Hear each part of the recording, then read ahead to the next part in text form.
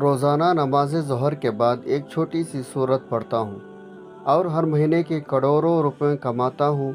میرے حالات دیکھ کر تمام لوگ حیران رہ جاتے ہیں۔ بسم اللہ الرحمن الرحیم۔ ناظرین، قرآن پاک میں ارشاد باری تعالیٰ ہے، قُلْ يَا عِبَادِيَ الَّذِينَ أَسْرَفُوا عَلَىٰ أَنفُسِهِمْ لَا تَقْنَطُوا مِن رَحْمَةِ اللَّهِ إِنَّ اللَّهَ يَغْفِرُ الذُّنُوبَ جَمِيعًا إِنَّهُ هُوَ الْغَفُورُ الرَّحِيمُ۔ یعنی کہہ دو، اے میرے بندو، جنہوں نے اپنے جانوں پر زیادتی کی ہے، اللہ کی رحمت سے نا امید نہ ہو جاؤ۔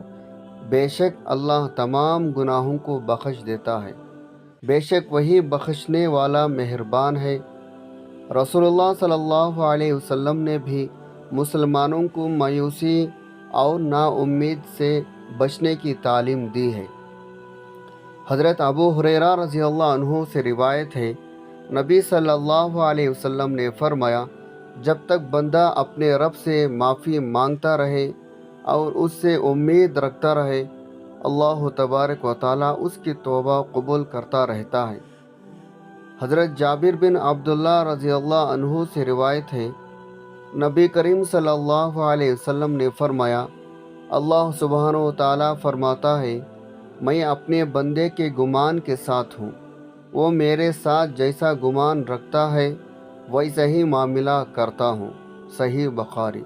دوستوں، یہ تعلیمات ہمیں اس بات کی طرف رہنما کرتی ہے، اللہ کی رحمت سے مایوس ہونا منع ہے اور اللہ سے ہمیشہ امید رکھنی چاہیے، کیونکہ اللہ تبارک و تعالیٰ بے حد رحم کرنے والا اور گناہوں کو معاف کرنے والا ہے۔ اسلامی تعلیمات ہمیں یہ عقیدہ دیتی ہے، زندگی کے معاملات میں کبھی بھی مایوس نہیں ہونا چاہیے، اور زندگی میں کوئی ایسا کام نہیں ہوتا جو ہو نہیں سکتا۔ سب کچھ ممکن ہے، لیکن ہماری سب سے بڑی غلطی یہ ہے کہ ہم مایوس بہت جلد ہو جاتے ہیں۔ یاد رکھیں، ہمیشہ وہی لوگ کامیاب ہوتے ہیں جو حالات کا مقابلہ کرتے ہیں، پر امید رہتے ہوئے اپنی زندگی کے حالات کو اپنے ہاتھوں پکڑ کر بدلنے کی صلاحیت رکھتے ہیں۔ لہٰذا آج کی اس ویڈیو میں ایک ایسا عمل لے کر حاضر ہوا ہوں جو کہ نہایت ہی برکت والا ہے۔ یہ صرف ایک تسبیح کا وظیفہ ہے اور انتہائی مختصر وظیفہ ہے۔ جو بھی شخص یہ وظیفہ کرے گا، اس کی برکت سے اللہ تبارک و تعالیٰ اس کو اتنی دولت اور اتنا رزق عطا فرمائے گا، ایک ماہ کے اندر اندر۔ یعنی جب آپ ایک مہینے کے اس وظیفے کو کریں گے تو اسی مہینے کے اندر اندر آپ خود بخود اندازہ ہو جائے گا آپ کا یہ وظیفہ پڑھ رہے ہیں۔ ایک بات یاد رکھیں، اس وظیفے کو کرتے ہوئے آپ نے اللہ سے گمان اور یقین رکھنا ہے، آپ کا یہ وظیفہ اللہ کے بارگاہ عظیم المرتب میں مقبول ہے، اور اس کی برکت سے آپ کو ضرور بالضرور وہ سب کچھ مل جائے گا جس کی نیت کر کے آپ نے یہ وظیفہ شروع کرنا ہے۔ سب سے پہلے تو یہ بات سمجھ لیں، جو لوگ یہ کہتے ہیں وظیفہ اثر نہیں کرتا، تو جان لیں کہ انہیں اللہ کی رحمت پر بھروسہ نہیں۔ ناظرین محترم، بنی اسرائیل میں جب اپنے نبی جناب موسیٰ علیہ السلام کے ساتھ 6 لاکھ کی تعداد میں جو بال بچوں کے علاوہ تھے، مصر سے نکل کھڑے ہوئے اور فرعون کی یہ خبر پہنچی تو اس نے بڑا ہی تاوا کھایا، زبردست لشکر جمع کر کے اپنے تمام لوگوں کو لے کر ان کے پیچھے لگا۔ اس نے تمام لاؤ لشکر کو اور تمام سرداروں، فوجوں، رشتے کنبے کے تمام لوگوں اور کل اراکین سلطنت کے اپنے ساتھ لے لیا تھا۔ اپنے پورے ملک میں کسی صاحب حیثیت شخص کو باقی نہیں چھوڑا تھا۔ بنی اسرائیل جس راہ گئے تھے اسی راہ یہ بھی بہت تیزی سے جا رہا تھا۔ ٹھیک سورج چڑھے اس فرعون نے انہیں اور انہوں نے اسے دیکھ لیا۔ بنی اسرائیل گھبرا گئے اور موسیٰ علیہ السلام سے کہنے لگے، لو اب پکڑ لے گئے، کیونکہ سامنے دریا تھا اور پیچھے لشکر فرعون۔ نہ آگے بڑھ سکتے تھے نہ پیچھے ہٹ سکتے تھے۔ آگے بڑھتے تو ڈوب جاتے، اگر پیچھے ہٹے تو قتل ہوتے۔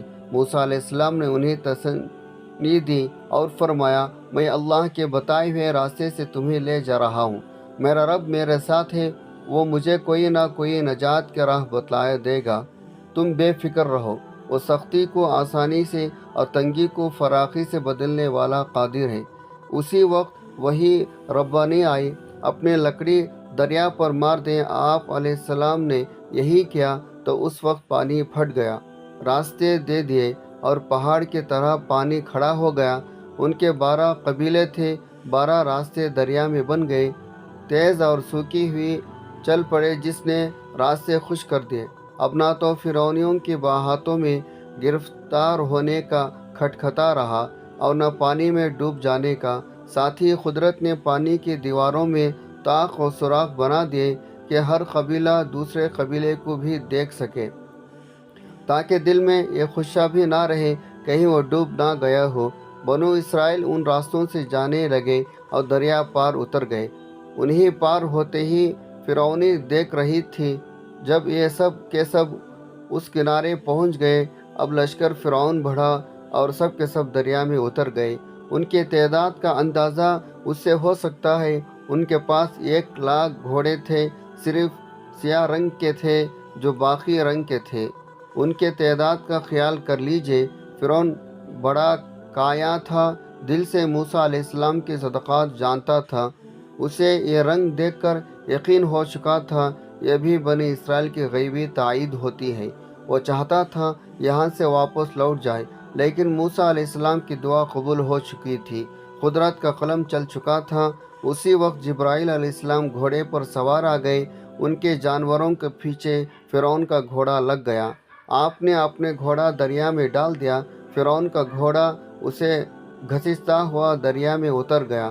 اس نے اپنے ساتھیوں کو آواز لگائی، بنی اسرائیل گزر گئے اور تم یہاں ٹھہر گئے، چلو ان کے پیچھے اپنے گھوڑے بھی میری طرح دریا میں ڈال دو۔ اسی وقت ساتھیوں نے بھی اپنے گھوڑے کو محض کیا۔ میکائیل علیہ السلام ان کے پیچھے تھے تاکہ ان کے جانوروں کو ہکائے، غرض بغیر ایک کے بھی باقی رہے۔ سب دریا میں اتر گئے۔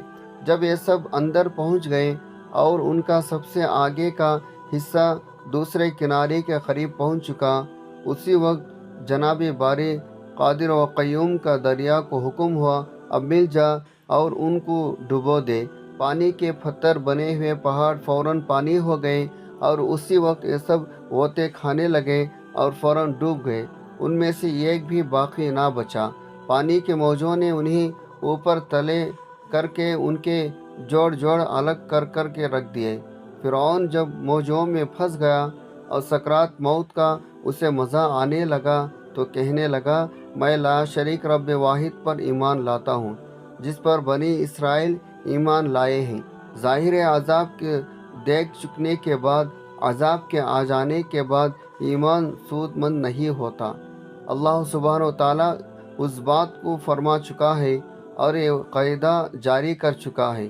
اسی لیے فرعون کو جواب ملا کہ اس وقت یہ کہتا ہے، حالانکہ اب تک شر فساد پر تلا رہا، پورے عمر اللہ کی نافرمانیاں کرتا رہا، ملک میں فساد مچاتا رہا، خود گمراہ ہو کر اوروں کو بھی راہ حق سے روکتا رہا، لوگوں کو جہنم کی طرف بلانے کا امام تھا، قیامت کے دن بے عار و مددگار رہے گا۔ فرعون کا اس وقت کا قول اللہ تعالیٰ عالم الغیوب نے اپنے علم غیب سے نبی صلی اللہ علیہ وسلم سے بیان فرمایا۔ نبی کریم صلی اللہ علیہ وسلم فرماتے ہیں، اس واقعے کی خبر دیتے وقت جبرائیل علیہ السلام نے مجھ سے فرمایا، کاش آپ صلی اللہ علیہ وسلم اس وقت ہوتے اور دیکھتے کہ میں اس کے منہ میں کچڑا ٹھوس رہا تھا، اس خیال سے کہ کہیں اس کی بات پوری ہونے پر اللہ کی رحمت اس کی دستگیری نہ کر لے۔ واقعہ تفسیر ابن کثیر سے لکھا گیا ہے۔ سیدنا ابن عباس رضی اللہ تعالی عنہما فرماتے ہیں، ڈوبتے وقت فرعون نے شہادت کی انگلی آسمان کے طرف اٹھا کر اپنے ایمان کا اقرار کرنا شروع کیا، جس پر جبرائیل علیہ السلام نے اس کے منہ میں مٹی بھرنی شروع کی۔ اس فرعون کثیر بن زازان ملعون کا منہ جبرائیل علیہ السلام اس وقت بند کر رہے تھے اور اس کے منہ میں کچڑا ٹھوس رہے تھے۔ کہتے ہیں بعض بنی اسرائیل کو فرعون کی موت میں شک پیدا ہو گیا تھا، اس لیے حق سبحانہ تعالیٰ نے دریا کو حکم دیا اس کی لاش بلند ٹیلے پر خشکی میں ڈال دے تاکہ یہ اپنے آنکھوں سے دیکھ لے اور ان کا معائنہ کر لے۔ چنانچہ اس کا جسم مع اس کے لباس کی خشکی پر ڈال دیا گیا تاکہ بنی اسرائیل کو معلوم ہو جائے، ان کے لیے نشانی اور عبرت بن جائے، اور وہ جان لے غضب الہی کا کوئی چیز دفع نہیں کر سکتی۔ باوجود ان کھلے واقعات کے بھی اکثر لوگ ہمارے آیتوں سے غفلت برتتے ہیں، کچھ نصیحت حاصل نہیں کرتے۔ ان فرعونیوں کا غرق ہونا اور موسیٰ علیہ السلام کا مع مسلمانوں کے نجات پانا عاشورہ کے دن ہوا تھا۔ چنانچہ بخاری شریف میں ہے، جب رسول اللہ صلی اللہ علیہ وسلم مدینے میں آئے تو یہودیوں کو اس دن کا روزہ رکھتے ہوئے دیکھا۔ وہ کہتے تھے اسی دن موسیٰ علیہ السلام فرعون پر غالب آئے تھے۔ آپ صلی اللہ علیہ وسلم نے اپنے صحابہ رضی اللہ تعالیٰ عنہ سے فرمایا، تم تو موسیٰ علیہ السلام کے بنسبت ان کے زیادہ حقدار ہو، تم بھی اس عاشورہ کے دن کا روزہ رکھو۔ ناظرین اکرام، بحیثیت مسلمان، بحیثیت نبی کریم صلی اللہ علیہ وسلم کے امتی، ہمارا یہ ایمان و عقیدہ ہے، جب حالات سخت ترین اور مشکل ترین ہو تب بھی اللہ ہی راہ نجات عطا فرماتا ہے۔ اللہ تبارک و تعالیٰ نے قرآن پاک میں واقعہ بیان فرما کر دراصل ایمان اور بھی زیادہ مضبوط کیا ہے۔ حالات جتنے بھی مشکل ہو، جب ہر طرف سے راستے بند ہو چکے ہوں، آگے سمندر اور پیچھے کھائی والا معاملہ ہو، تب بھی صرف اور صرف اللہ وحدہ لا شریک سے مدد طلب کرنی چاہیے، اور اللہ ہی کی ذات ہے جو ہر مشکل میں آسانی پیدا فرما دیتی ہے۔ یہی وجہ ہے آج ہمارے جو بھائی اور بہنیں اللہ رب العالمین کے سامنے اپنے حاجات اور مشکلات پیش کرتے ہیں تو انہیں اپنی دعاؤں کی قبولیت پر یقین اور اعتماد نہیں ہوتا۔ لہٰذا جو بھی بھائی اور بہنیں اللہ کے حضور اپنے حاجات پیش کرے تو یہ عقیدہ اور ایمان رکھیں کہ ان کی دعائیں بالضرور اللہ کی بارگاہ میں پہنچ رہی ہے، اور اللہ جلد ان کے لیے آسانیاں پیدا فرمانے والا ہے۔ تو اس یقین کے ساتھ اگر آپ یہ وظیفہ کر لیں تو اللہ پاک آپ کے اس وظیفے کو ختم ہونے سے پہلے آپ کی حاجات کو پورا فرما دیں گے انشاءاللہ۔ اللہ تبارک و تعالی۔ ناظرین اکرام، آج کے بہترین وظیفے کے بارے میں جانتے ہیں۔ یہ وظیفہ، یہ عمل آپ نے روزانہ نماز ظہر ادا کرنے کے بعد کرنا ہے۔ اگر آپ مرد ہیں تو آپ مسجد میں ظہر کی نماز باجماعت ادا کرنے کے بعد یہ عمل کریں، لیکن اگر ہماری کوئی بہن یہ عمل کرنا چاہتی ہے تو گھر میں ظہر کی نماز ادائیگی کے فوراً بعد یہ عمل کر لے۔